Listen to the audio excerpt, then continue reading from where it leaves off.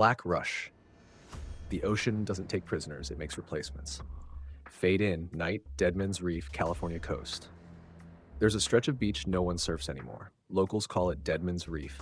It's not on Google Maps, not in guidebooks, but if you know the currents, if you feel the pull, you'll find it. Or more likely, it'll find you.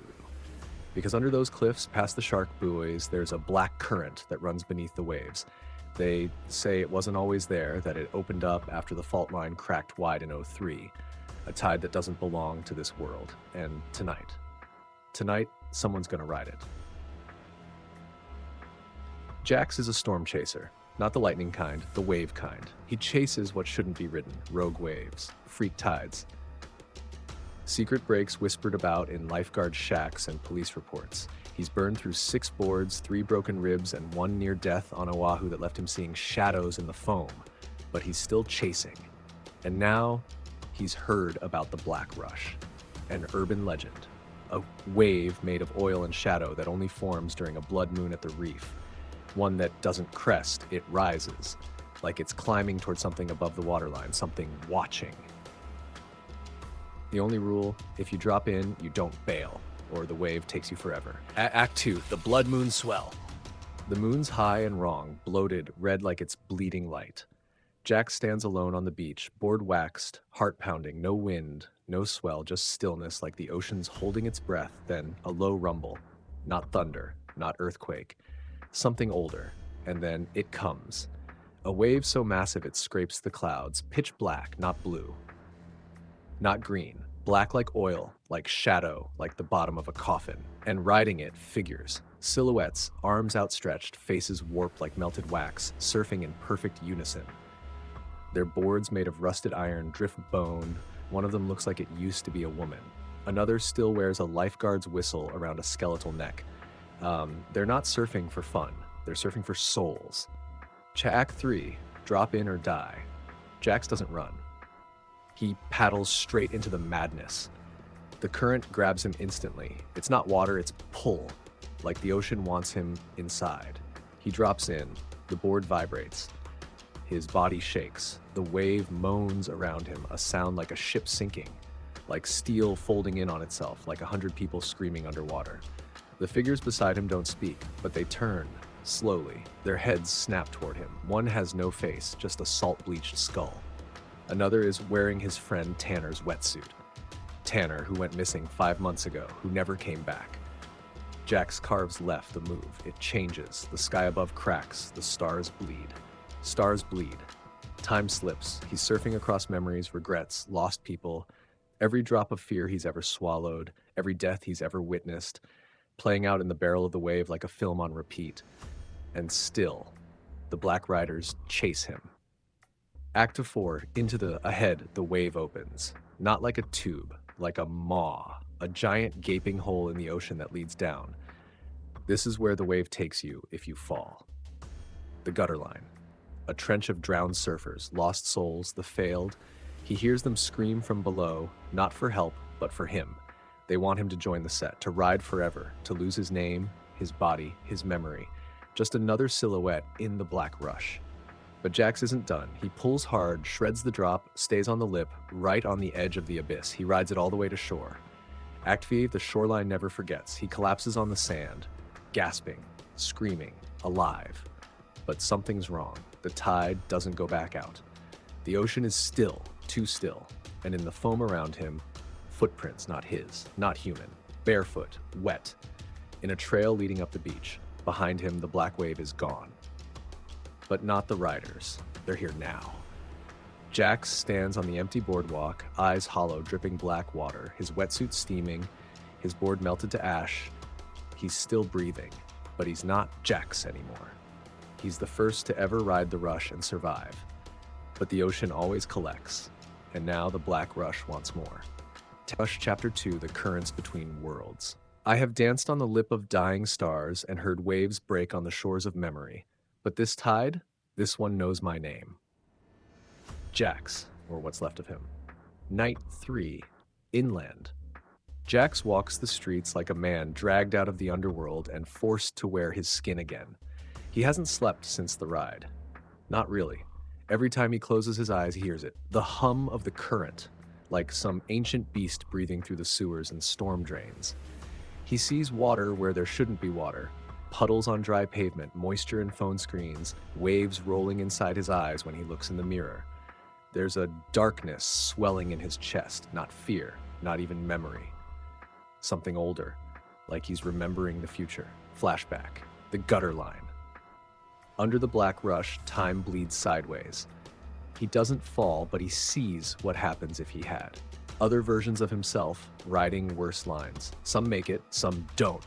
Some scream for a mother they never had. Some just ride, straight-faced, eyes glowing, like they were born down there.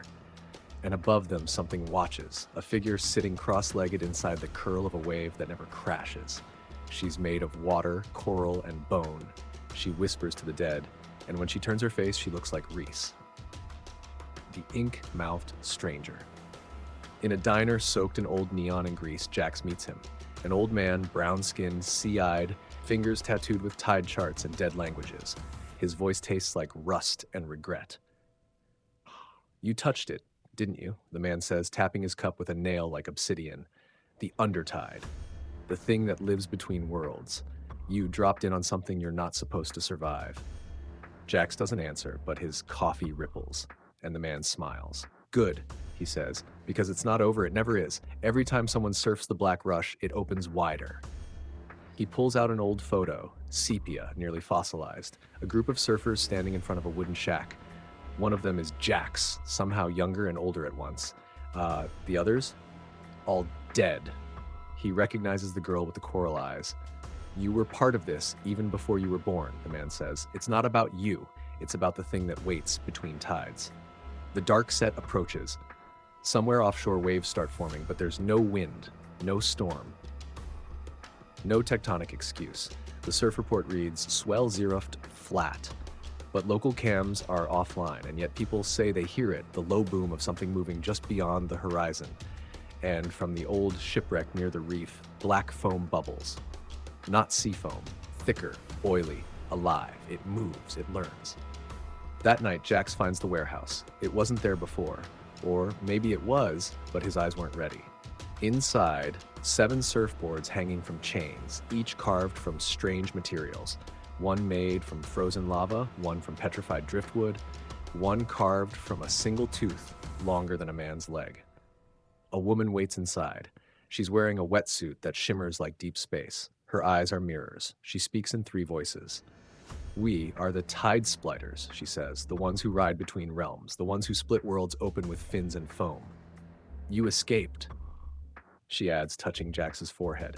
"But the wave's not done with you. It's coming for the whole coast now. The black rush is swelling, and when it breaks, it'll drown the sun." Offshore, a warning buoy blinks red, then goes dark. From below, something rises. It's not a fish, not a whale, it's not even a creature. It's a shrine, built from the bones of ships and the souls of surfers who thought they were brave. A cathedral of current. A temple for the wave, and it's getting closer. Chapter 3, The Undertide. The wave is not an ocean. The wave is a memory that eats. Reef scripture, first dream with teeth. Jax dreams, but it's not sleep. He's inside the ocean again, but this time it's upside down. The stars are beneath him, blinking through black water. The sky above is dry coral and drowned seagulls twisted into knots. He paddles through the void, his board alive, breathing beneath him. Each push takes him backward in time, to the first time he touched seawater, to the moment his mother vanished off a night dive, to something further, an ancestral shore where people painted waves onto caves with blood. Then he sees it. The thing under the wave, the Undertide. It doesn't have a face, it doesn't need one. It becomes what you fear the most. For Jax, it takes the shape of himself, smiling wide, already drowned.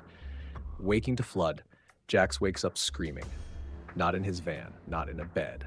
In the middle of Venice Beach.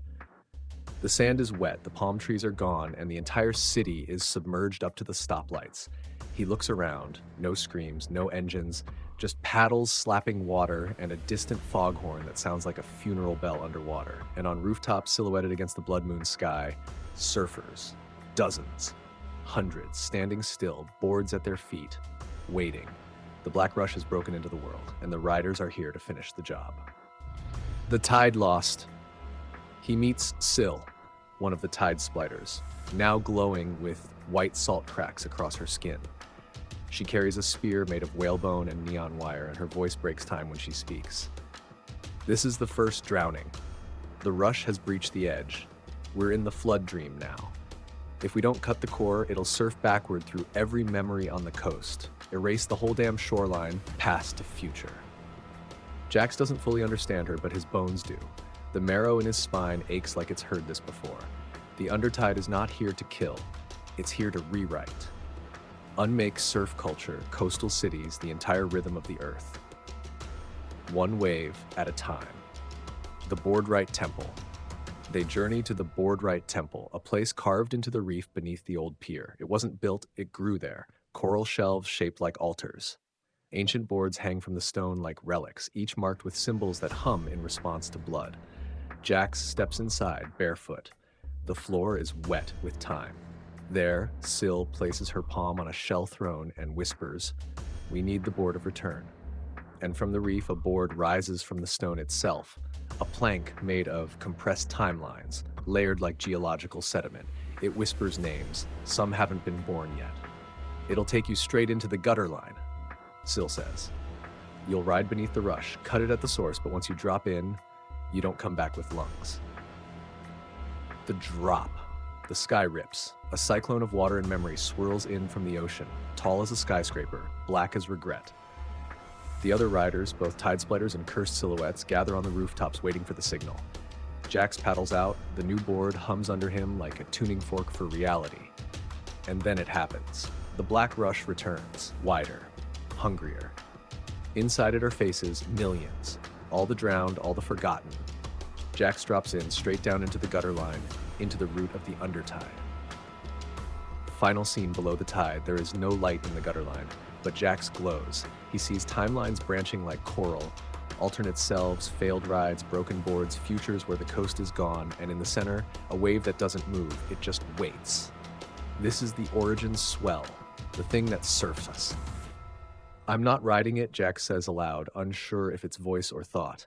"I'm ending it." The wave opens its eye. Black Rush Chapter 4, The Last Drop.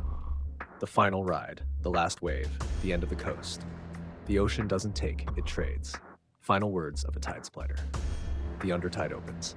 Jax is deep now, beyond breath, beyond time. The gutter line pulls at him, cold fingers of seawater and memory dragging him toward the origin swell, the black wave that never moves. It's waiting, watching. And now it knows his name. The surfers in the Black Rush above are riding a different world now. A coastline rewritten in real time, turning city streets into tide pools, sinking history into wet void. On the rooftops of the flooded Venice beach, the last few tide splitters stand with boards under their arms, whispering final rites. They know the stakes. If Jax fails, the Black Rush won't stop. It'll move inland. Drown entire decades in its wake. It's not just the coast, it's every shoreline. Every time someone's ever stepped into water, it'll all be swept back into the Undertide. The ocean never forgets. But this is worse than forgetting. Cut back through time. Jax presses down on the board of return, feeling it vibrate under him. This board is not wood, not fiberglass. It's compressed timelines, a weapon shaped like a wave. He knows what to do. There's only one move left. He carves right, sharp, hard, cutting against the flow of the Black Rush. And the moment he does, the gutter line shreds open. Water peels like torn fabric. Time bends like a snapped fin. And Jax sees everything. The final drop in. He is Jax the child, staring at the ocean for the first time. He is Jax the teen, paddling out at dawn, salt in his blood. He is Jax the drowned, still tumbling in the deep, lungs full of shadow. And the wave, the origin swell, it becomes him. "I'm not just riding this thing," he whispers. "I am this thing." The Undertide speaks for the first time, not with words, with pull. And Jax understands. The Black Rush isn't a monster. It isn't a curse. It's a trade, a cycle. The ocean doesn't take, it only gives back what's owed. The sacrifice. If Jax wants to stop the wave, there's only one way. Someone has to stay behind. Someone has to hold the Undertide in place. Jax doesn't hesitate. He lets go. The board of return snaps in half. One piece shooting back to the surface, the other sinking deep, pulling Jax with it. And as he falls, as he drowns, the black rush above collapses. The sky clears. The water rushes back. The riders vanish. And Venice Beach, it rises from the flood. The final image. The new legend. The coast is saved. People wake up in their beds, unsure of why the night feels heavier, why their dreams tasted like salt. The black rush is gone. But the ocean feels different, and out past the horizon, there's a new wave forming, a swell that only breaks at midnight. No one knows why, no one dares to ride it, but some nights when the tide is just right, surfers swear they see someone out there. A lone rider, dropping in. Forever. The end.